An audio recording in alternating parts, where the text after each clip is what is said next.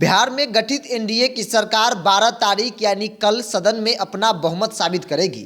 मतलब एनडीए की सरकार का फ्लोर टेस्ट होना है। उससे पहले हर तरफ चर्चा, यहाँ तक कि देश स्तर पर चर्चा बिहार की खूब हो रही है।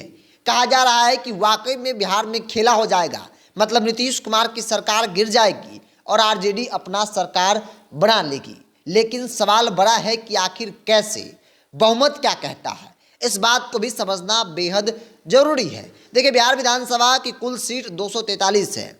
बहुमत के लिए 122 का आंकड़ा चाहिए। सत्ता और विपक्ष में एक बड़ा गैप है। बात अगर सत्ताधारी दल एनडीए की कर ली जाए तो एनडीए के समर्थन में, नीतीश कुमार के समर्थन में कुल 128 विधायक हैं।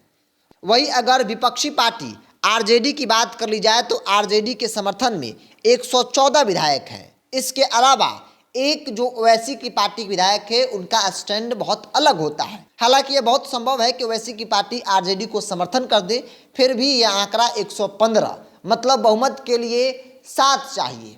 अब 7 आएगा कहां से?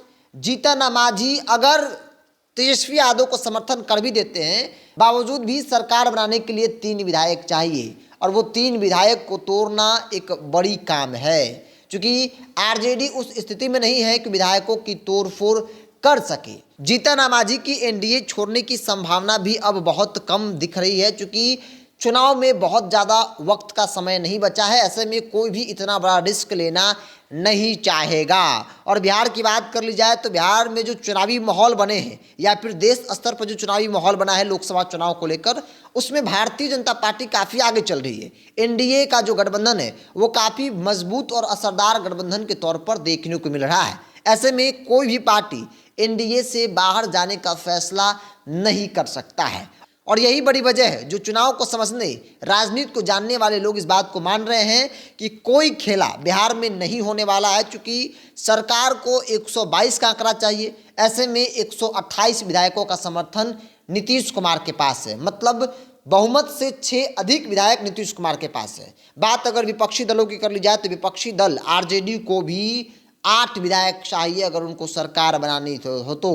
ऐसे में 8 विधायक कहाँ से आएंगे? 8 विधायकों को तोड़ना कोई मामूली बात नहीं होती है, क्योंकि चर्चा इसलिए भी करना जरूरी है क्योंकि बिहार की चर्चा इन दिनों देश भर में हो रही है। बिहार में खेला होने वाला है, इसीलिए बिहारी टॉप को दर्शकों को बताना बेहद जरूरी है कि सरकार और विपक्ष में कितना बड़ा गैप है। सरकार नीतीश कुमार के समर्थन में 114 विधायक है, वही आरजेडी तेजस्वी यादव के समर्थन में 114 विधायक है।